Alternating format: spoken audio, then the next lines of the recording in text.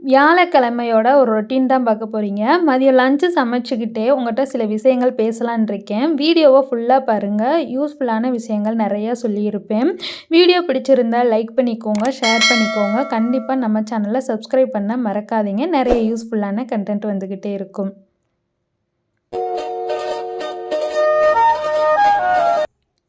Hi friends, எல்லாருக்கும் வணக்கம். நான் தான் ஹேமா. எல்லோரும் எப்படி இருக்கீங்க? ரொம்பவுமே நல்லா இருப்பீங்கன்னு சொல்லிட்டு நினைக்கிறேன். நாங்களுமே இங்கே ரொம்பவுமே சூப்பராக இருக்கோம். இன்றைக்கி வெதர் பார்த்திங்கன்னா காலையில் ரொம்பவுமே சூப்பராக இருந்துச்சு. நல்லா சில்லுன்னு கிளைமேட் சூப்பராக இருந்துச்சுங்க. ஸோ அந்த கிளைமேட் சூடாக ஏதாவது குடிக்கணும் போல் இருந்துச்சு. ஸோ ஓமம் இருக்கு இல்லையா, அதை போட்டு தான் தண்ணி கொதிக்க வச்சுக்கிட்டு இருந்தேன்.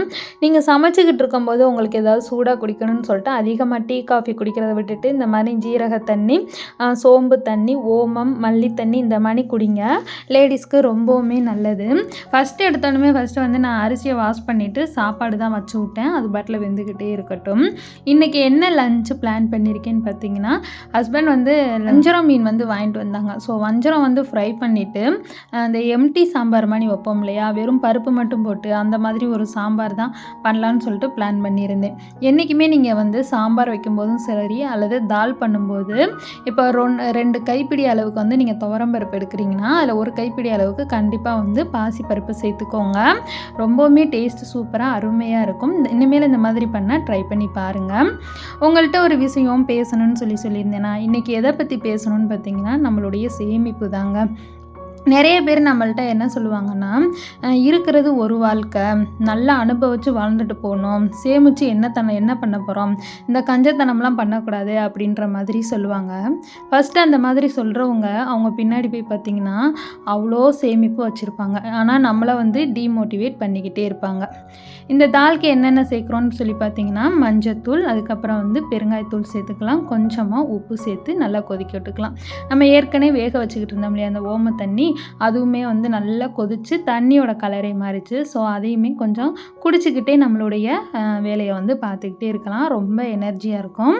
அதிகமாக டீ காஃபி எடுத்துக்காதீங்க. இந்த மாதிரி தண்ணிகளை வந்து குடிச்சு பழகுங்க. நம்மளுடைய சேமிப்பை பற்றி பேசிக்கிட்டு இருந்தோம் இல்லையா, ஸோ சேமிப்புன்றது இல்லாமல் நீங்கள் உங்கள் வாழ்க்கையை ரன் பண்ணிக்கிட்டே இருக்கீங்கன்னா அது அர்த்தம் இல்லாத வாழ்க்கையாக தாங்க போகும். ஏன்னா ஓடுற வயசில் நல்லா ஓடி சம்பாதிக்கணும், காற்றுள்ள போதே தூட்டிக்கணும் அப்படின்னு சொல்லுவாங்களே. அதுக்கப்புறம் நீங்கள் நினச்சாலும் வயசான காலத்தில் நம்மளுடைய உடம்பு வந்து ஒத்துழைக்காது, மனசுமே ஒத்துழைக்காது. அப்போ நம்ம யார்கிட்ட போய் கேட்குறது? அன்றைக்கி நம்மளை சொன்னாங்கல்ல சேமித்து வச்சு நீ என்ன பண்ண போகிறேன்னு. ஸோ அவங்க நம்மளை பார்ப்பாங்களான்னு கேட்டிங்களா? கண்டிப்பாக கிடையாது. என்றைக்குமே நீங்கள் ஒரு சேமிப்புன்னு வச்சுட்டு உங்களுக்குன்னு ஏதாவது ஒரு பிடிமானம்னு வச்சுருந்தீங்கன்னா தான் உங்களுடைய பெத்த பிள்ளைங்கள் கூட உங்களை பார்ப்பாங்க. நான் சொல்கிறது கரெக்டாக இல்லையான்னு எனக்கு கண்டிப்பாக கமெண்ட் பண்ணுங்கள். அதுக்கப்புறம் வெங்காயம், தக்காளி இதெல்லாம் இது கூட சேர்த்து ஆட் பண்ணிக்கிட்டே என்றைக்குமே பருப்பு வேகும் போதே வெங்காயம், தக்காளி வந்து சேர்த்துக்கோங்க. தனியாக வெங்காயத்தை தாளித்து கொட்டுறதை விட இந்த மாதிரி பருப்பு வேகும்போதே வேக வச்சிட்டிங்கன்னா அந்த சாம்பார் வந்து ரொம்பவுமே டேஸ்ட்டு சூப்பராக இருக்கும்.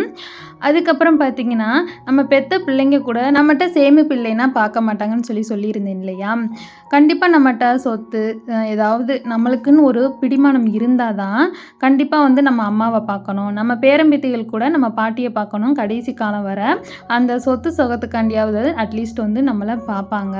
ஸோ வயசான காலத்தில் நம்ம யாருமே இல்லாமல் வாழ்ந்துடலாம் அப்படின்னு சொல்லிட்டு நினைக்கிறது வந்து கண்டிப்பாக தப்பு. இந்த வயசான காலத்தில் கூட நம்மளுக்குன்னு ஏதாவது இருந்தால் தாங்க நம்மளை கூப்பிட்ற விதம் சரி, நம்மள்கிட்ட பேசுகிற விதம் கூட சரி மதிப்பும் மரியாதையுமா இருக்கும். இல்லாட்டி பார்த்திங்கன்னா நாயை விட கேவலமாக தாங்க நடத்துவாங்க. ஸோ கண்டிப்பாக வந்து சேமிப்புன்றது முக்கியம். நீங்கள் யாருக்காக சேமிக்கிறீங்களோ இல்லையோ உங்களுக்குன்னு சொல்லிட்டு கண்டிப்பாக ஏதாவது ஒன்று நீங்கள் சேமித்து வச்சே ஆகணும். உங்களை டீமோட்டிவேட் பண்ணிக்கிட்டே இருக்கவங்கள கண்டிப்பாக உங்கள் பக்கத்தில் வச்சுக்கிறாதீங்க. நெகட்டிவிட்டியாக அதிகமாக பரப்புவாங்க. உங்களுக்கு இங்கிட்ட அட்வைஸ் பண்ணிவிட்டு அவங்க இங்கே பார்த்திங்கன்னா அவங்க வாழ்க்கையில் கரெக்டாக இருப்பாங்க. என்ன சேமித்து என்ன பண்ண போகிறோம் அப்படின்னு சொல்கிறாங்க இல்லையா, அவங்கள போய் பார்த்திங்கன்னா வீட்டில் ஒரு லைட்டு போடுறதுக்கு கூட ரொம்ப யோசிப்பாங்கங்க. ரொம்ப கஞ்சாத்தனமாக தான் இருப்பாங்க.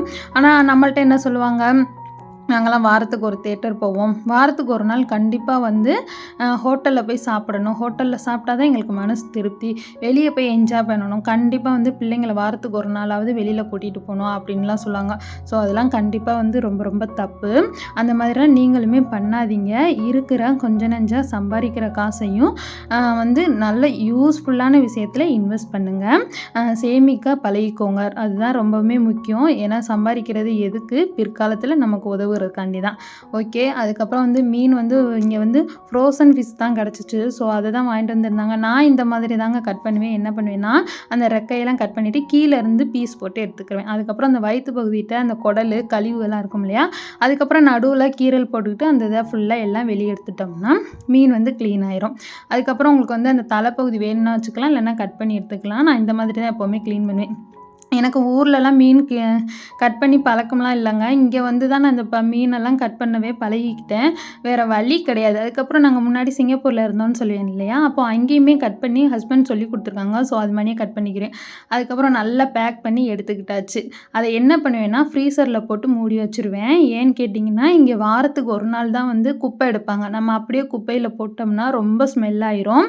ஸோ அதை வந்து நல்லா கட்டி வச்சுட்டு ஃப்ரிட்ஜுக்குள்ளே வச்சிட்டோம்னா ஃப்ரீசரில் வச்சிட்டோம்னா வந்து உங்களுக்கு அப்படியே இருக்கும். அந்த ஸ்மெல்லாம் வெளியே வராது. அப்போ நம்ம என்னைக்கு குப்பை போடுறோமோ அன்றைக்கி போய் நம்ம போட்டுக்கிறலாம். அதுக்கப்புறம் கையை எல்லாத்தையுமே போட்டு வாஷ் பண்ணி எடுத்துட்டேன். அப்போ தான் வந்து அங்கெல்லாம் வந்து கவுச்சி ஸ்மெல்லாம் இருக்காது.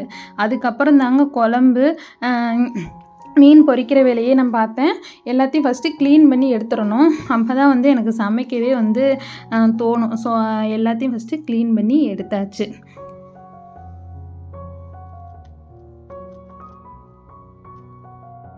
நல்லா 2க்கு 3 தண்ணியை விட்டு நல்லா வாஷ் பண்ணி எடுத்தாச்சு. உப்பு மஞ்சத்தூள்லாம் போட்டு இப்போ என்னென்ன மசாலா சேர்க்குறோன்னு பார்த்தீங்கன்னா 1/4 டீஸ்பூன் அளவுக்கு மஞ்சத்தூள், ஒரு 1 ஸ்பூன் அளவுக்கு காஷ்மீரி மிளகாய் தூள் சேர்த்துக்கோங்க. ஒரு 1 ஸ்பூன் அளவுக்கு அரிசி மாவு சேர்த்துக்கலாம்.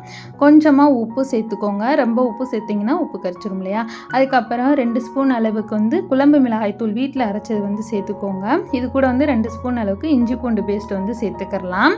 இஞ்சி பூண்டு பேஸ்ட்டு சேர்த்து செய்கிறனால டேஸ்ட்டு சூப்பராக இருக்கும். கண்டிப்பாக இஞ்சி பூண்டு பேஸ்ட்டு போட்டுட்டு நீங்கள் ஃபிஷ் ஃப்ரை ட்ரை பண்ணுங்கள். அதுக்கப்புறம் 2 ஸ்பூன் அளவுக்கு தயிர். இன்றைக்கி நான் லெமன் சேர்த்துக்கல, தயிர் தான் சேர்த்துக்கிறேன். அதுக்கப்புறம் ஒரு 1/2 ஸ்பூன் அளவுக்கு கரம் மசாலா தூள் சேர்த்துக்கோங்க. சேர்த்துட்டு நல்லா கையாலேயே பிசைஞ்சு எடுத்துக்கோங்க. அந்த முள்ளெல்லாம் எதுவும் கையில் குத்திராமல் ரொம்ப கேர்ஃபுல்லாக பார்த்து பிசைஞ்சு எடுத்துக்கோங்க. தண்ணி வேணும்னா கொஞ்சமாக ஆட் பண்ணிக்கலாம். உப்பு காரம் கரெக்டாக இருக்கான்னு செக் பண்ணிக்கோங்க. அதுக்கப்புறம் ஆயிலெலாம் நல்லா ஹீட் பண்ணி வச்சுக்கிட்டேன். இந்த மாதிரி கொஞ்சம் நேரம் அப்படியே ஊற விட்டுட்டு என்றைக்குமே மீன் பொரிக்கையில் இரும்பு சட்டியில் பொரிங்க. அதுதான் நல்லாயிருக்கும். நான் சொன்ன மசாலாலாம் போட்டு பொரிச்சிங்கன்னா அந்த மீன் வந்து உதிராமல் நல்லா பொரிச்செடுக்கலாம். அதுக்கப்புறம் பார்த்திங்கன்னா அங்கிட்ட வந்து மாடியில் பார்த்திங்கன்னா கொத்தமல்லி வச்சுருந்தோம் இல்லையா, அந்த மல்லி இலையை தான் பிடுங்க போயிருந்தேன். நல்லா ஃப்ரெஷ்ஷாக வளர்ந்துருந்துச்சுங்க. நம்ம வந்து அந்த சாம்பாருக்கு பருப்பு சாம்பாருக்கு போடலாமேன்னு சொல்லிட்டு கொஞ்சமாக போய் ஃப்ரெஷ்ஷாக பறிச்சிட்டு வந்திருந்தேன்.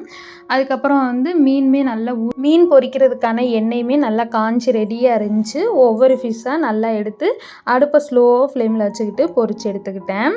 இந்த மாதிரி நீங்கள் மசாலா போட்டு பொரிக்கிறதுனால பார்த்தீங்கன்னா மீன்லேருந்து மசாலா உதிரவே உதிராதுங்க. சில பேர்லாம் மீன் வந்து பொரிச்சாங்கன்னா அப்படியே உடஞ்சி வரும். ஸோ அந்த மாதிரியுமே இருக்காது. நல்ல மீன் பீஸாக சூப்பராக மசாலாலாம் உதிராமல் உடையாமல் சூப்பராக இருக்கும். ஸோ அந்த மாதிரி ட்ரை பண்ணி பாருங்கள். என்றைக்குமே மீன் பொரிக்கும்போது இரும்பு சட்டியில் பொரிச்சிங்கன்னா அடியில் வந்து ஒட்டாது. ஹெல்த்துக்குமே நல்லது. அதுக்கப்புறம் நம்ம இந்த பருப்பு சாம்பாருக்கு வந்து தாளிப்பு தான் இப்போ கொடுக்க போகிறோம். 2 ஸ்பூன் ஆயில் சேர்த்துக்கோங்க. கடுகு, ஜீரகம், சோம்பு, வெந்தயம் இது 4யும் போட்டு நல்லா பொரிச்சுக்கோங்க. அதுக்கப்புறம் வரமிளகா காரத்துக்கு ஏற்றாப்புல சேர்த்துட்டு கொஞ்சமாக பெருங்காயத்தூள், கருவேப்பிலை சேர்த்துக்கோங்க. என்கிட்ட கருவேப்பிலை இல்லை, ஸோ அதனால் நான் சேர்க்கலை. எல்லாம் சேர்த்துட்டு நல்லா தாளிச்சிட்டு அப்படியே சூடான சாம்பாரில் கொட்டிடுங்க. அப்படியே ஒரு மூடி போட்டு மூடி வச்சிட்டோம்னா டேஸ்ட்டு சூப்பராக இருக்கும். அதுக்கப்புறம் கொதிக்க விட தேவை வேணாம். இதுக்கு இடையில வந்து நான் கொஞ்சமாக புளி தண்ணி சேர்த்தேன். அதை கேமராவில் எடுக்க மறந்துட்டேன். அதுக்கப்புறம் ஃபைனலாக மல்லி இலை தூவிக்கோங்க. அப்படியே மூடி போட்டு வச்சிட்டிங்கன்னா சூப்பரான பருப்பு சாம்பார் ரெடி. கண்டிப்பாக ட்ரை பண்ணி பாருங்கள். இந்த கூலான கிளைமேட்டுக்கு நல்ல காரசாரமான மீனை பொரிச்சு அது கூட பருப்பு சாம்பார், அதுக்கப்புறம் நாள் வச்சுருந்த காரக்குழம்புமே இருந்துச்சு. பாவக்காய் போட்ட காரக்குழம்பு இருந்துச்சு. ஸோ அதையுமே எடுத்துக்கிட்டோம். இன்றைக்கி லன்ச் வந்து இந்த மாதிரி தான் இருந்துச்சு. செம்ம டேஸ்ட்டு சூப்பராக இருந்துச்சுங்க. கண்டிப்பாக நீங்களுமே ட்ரை பண்ணி பாருங்கள். நான் சொன்ன மாதிரியே இந்த மீனை வந்து பொரிச்சு பாருங்கள். அதுக்கப்புறம் வந்து பிள்ளைங்களுக்கு வந்து மீன் வந்து அப்படியே கொடுத்தா சாப்பிட மாட்டாங்கன்னு சொல்லிட்டு ஸோ அதில் உள்ள முள்ளெல்லாம் தனித்தனியாக எடுத்துட்டு பிச்சு போட்டு கொடுத்தோம்னா அவங்களே சாப்பிட்டுக்கிடுவாங்க. ஸோ அந்த இதை தான் நான் பண்ணிக்கிட்டு இருந்தேன். பார்த்து அந்த முள்ளெல்லாம் எடுத்து வைக்கிறாப்புல இருந்துச்சு. இன்னும் அவங்களுக்கு முள் எடுத்தெல்லாம் சாப்பிட தெரியாது. எல்லாருமே உட்காந்து லஞ்செல்லாம் சாப்பிட்டு முடிச்சுட்டு கையோடையே வந்து நான் கிச்சனுமே க்ளீன் பண்ணிடுவோம். நான்வெஜ் சமைச்சா கண்டிப்பாக கையோட கிச்சனை க்ளீன் பண்ணிடுங்க. இல்லைன்னா அந்த கவுச்சி ஸ்மெல் இருந்துக்கிட்டே இருக்கும். எப்போவுமே பார்த்திங்கன்னா வெறும் டவல் தண்ணி வச்சு தான் துடைப்பேன். இன்றைக்கி அந்த க்ளீனர் லிக்யூடெல்லாம் போட்டு நல்லா அடுப்பெல்லாம் க்ளீன் பண்ணி எடுத்தாச்சு. அப்போ தான் அந்த ஸ்மெல்லெல்லாம் போகும் இல்லையா? ஸோ சூப்பராக வந்து ஃபஸ்ட்டு வந்து ஸ்ப்ரே பண்ணி விட்டு தொடச்சிட்டு, அதுக்கப்புறம் கொஞ்சமாக வந்து சாதாரண வாட்டர் இருக்கும்ல, தண்ணியை வச்சு தொடச்சுமே எடுத்துக்கிட்டேன். இல்லைன்னா அந்த எண்ணெய் பிசுப்பு அப்படியே பார்த்திங்கன்னா அடுப்பில் வந்து ஒட்டிக்கிறோம். நம்ம கேஸ் அடுப்பு மாதிரி இது கிடையாது. திரும்பி நம்ம ஹீட் பண்ணும்போது அதில் அப்படியே பிடிச்சிக்கிறோம். ஃபைனலாக கிச்சன் எல்லாத்தையும் க்ளீன் பண்ணிவிட்டு பாத்திரத்தெல்லாம் விலக்கி எடுத்து வச்சாச்சு. சூப்பராக க்ளீன் பண்ணியாச்சு பார்த்தீங்களா? அதுக்கப்புறம் கொஞ்சம் நேரம் ரெஸ்ட்டு தாங்க. எனக்கெல்லாம் கிச்சனை க்ளீன் பண்ணிவிட்டு வெளியே வந்தால் தான் ரொம்பவுமே பிடிக்கும். நிம்மதியாகவுமே இருக்கும். என்னைய மாதிரி நீங்களுமே இருந்தால் கண்டிப்பாக கீழே கமெண்ட் பண்ணுங்கள். அதுக்கப்புறம் 2 அகர்பத்தியுமே பொத்தி வச்சுட்டேன். எந்த ஒரு கவுச்சி ஸ்மெல்லுமே இருக்கக்கூடாதுன்னு. சாயந்தரம் போலமா பால் காய்ச்சியுமே எடுத்தாச்சு. அவ்வளோதான் ஃப்ரெண்ட்ஸ். வீடியோ பிடிச்சிருந்தா லைக் பண்ணிக்கோங்க, ஷேர் பண்ணிக்கோங்க. கண்டிப்பாக சேனலை சப்ஸ்கிரைப் பண்ணிக்கோங்க. தேங்க்யூ.